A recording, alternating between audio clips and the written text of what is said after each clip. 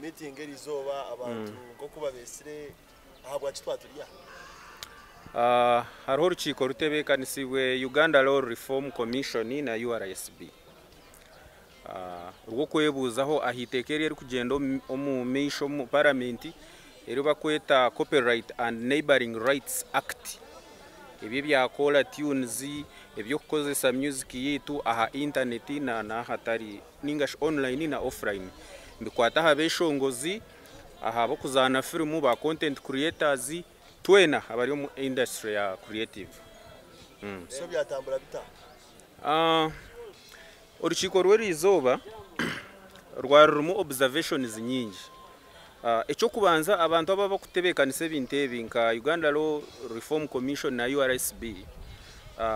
bine mu vibe yo kuija ukashanga umuntu yabaryo nahereza yo point kunka nubashanka bo kugeza aho gumuremeso gukora ki okugamba suppression echo tukintu cyurunje umuntu yanahereza inshonga yo mureka kore ki ahereza inshonga then bine na no okuguma bareka bakareka kutwambushinga tokutweto mu rukiko hakubura yebironka bina hati nyonkanye mbe ni mobilizing abeshongozi noterero mweshongozi omara nawe dakikitano ryo no mushobora enshonga yenyine yitekeri abeshongozi bingi tuba kujimanya so nkimanyisaho hariho gap oryo noza kwebuza aha muntu aha kintu cyatakora ki ecyatakumanya Copyright and Neighboring Rights Act it is a complex thing ne kintu kitakwetegerezwa buri omwe so nyoni ntekateka bakabire ne babanza at least batugambira kare abana bakora research nico kurebera abantu babuze buzo omuntu nabuze kibuzo kigwire hatu wabuze kibuzo kigwire yo nofuna anseshikire so no oshemirire bashemire kugumana batwereza time at least abana babanze bakore ho research ninga batu involvingemu tubahereze guidance kubanga itweje industry tujimanya tubentumanyangu noza ku involvinga at least nanka bagamba hanshongeji tutakatandikire abana bafunikishani kunka to kweto mu rukiko ngo abana bijobe yebuzeho kandi then okamara n'ubwiro bwinji oriyo nokora presentations so hati nishaha turiyo ntuzo muri shaha munana tutukagire mu reactions mushoro nakuturwahwa so ati nkibanki manyisa torafune bitekateko ni waza kugendo batekatekere which is not good enshonge ndijo ebye bitekateko byitu bya Western Uganda bakakora kachiko aba Uganda Law Reform Commission kari abantu 23 abarabe ba cenchure ebye bitekateko kukorera yiteka ahari 23 ito Western Uganda ari kutu representing ano tutwaza kubahe bitekateko byitu bakika hari aryantonde bakabinaga so ntwenda ho representation ahakachikwako tutwachende bintu byo gumana batukumiro kwenyimana batukora ki konka in the same spirit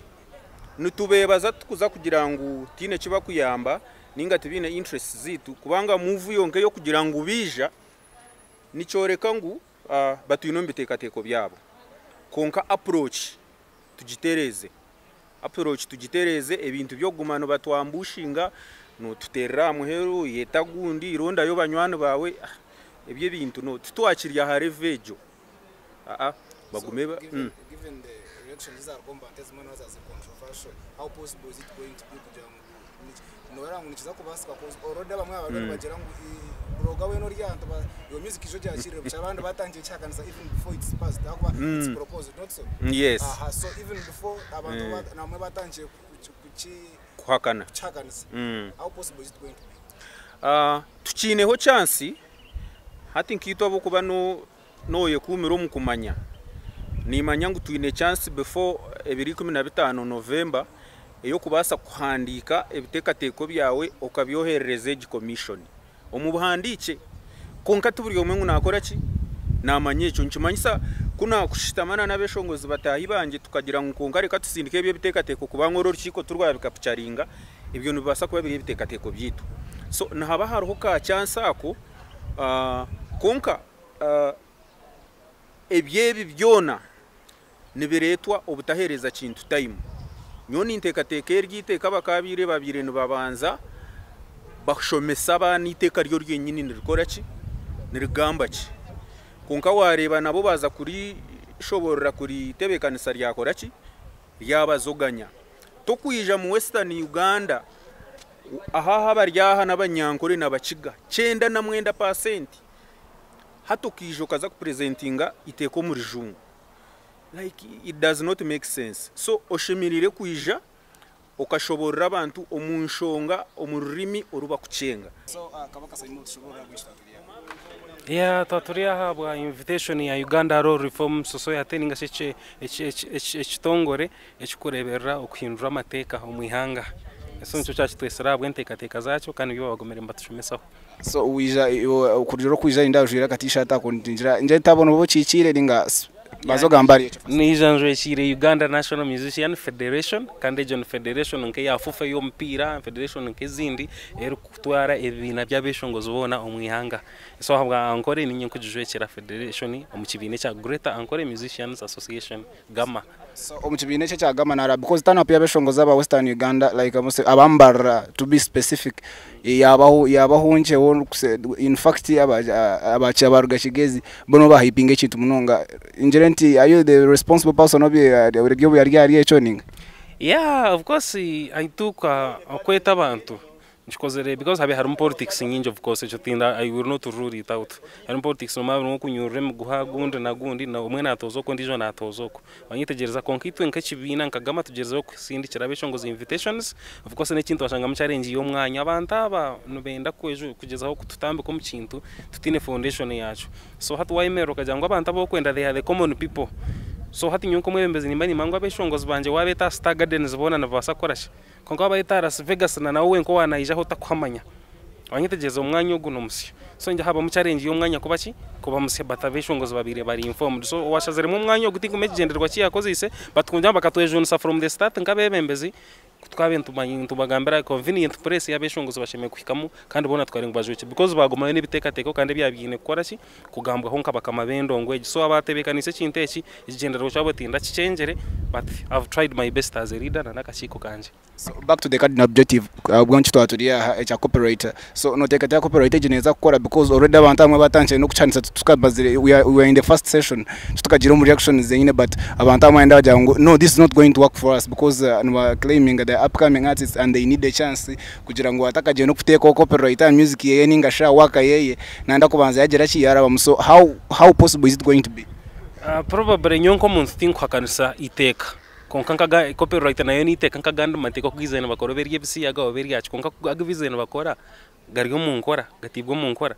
banyitegereza so nchimanyisa ngo na Copright nayo ne basako bahebare kutebwaci omunkora because tuireho kurge nko 2020 abantu batwire mbashoroze sente zito bataka basakubiha batwire mbashoroze sente zito of recent abanyamakuru kumwe mwana mareba hina beshongozi abayimba funa sente kurgo mu UPRS omahuri Spice Dana umuntu kushanga n'ibyeshongoro hits nka 10 konka kafana emitwaro ikumenesha tubwanyuma y'imyaka ngikumenenga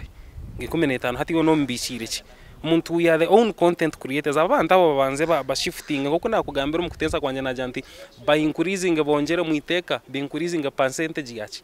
yo mweshongozo kandi bakore effectiveness kugira ngo itekeryo buri mweshongozo wena nabasa kuri ejo no hati nyonka kabaka nakwata umuntu na ejo nse cyeshongoro cyanje batawusi nyewe nyenyenka endongo ninjitere imyaka 10 ntakaji jombe kire muna nanju ninkuye ubushoborozo bwo kutware nako mukote because umukote za Uganda nezashi neza kaja wanyitegereza so bantu aba benyine babanze batevari yo mu waka yitu wanyitegereza omwishongozo kwa ine content yeye 100% bamehonka 60 kare nabo basigaze 40 bakurite nayo wanyitegereza but if we are still here to discuss such issues itekantu za kuri samu na bwara wense nabaza kubutwereza but still noza kushanga yubotine capacity yo kuhababira umuntu wena wanyitegereza kandi itekana zagomza mu zana nanka kandi bakugambira je ngo kutwatoyishanga abantu bana still itekari andaza kukorasha nzakora bamo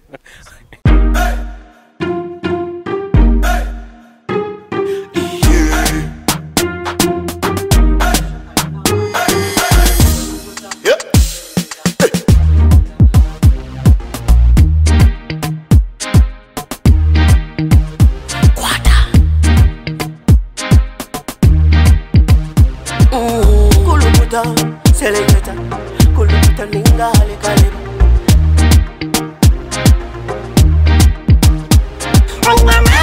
Nina mani, no za kuchiriza ngo nina mani Nina mani, noza kukakasa ngu nina mali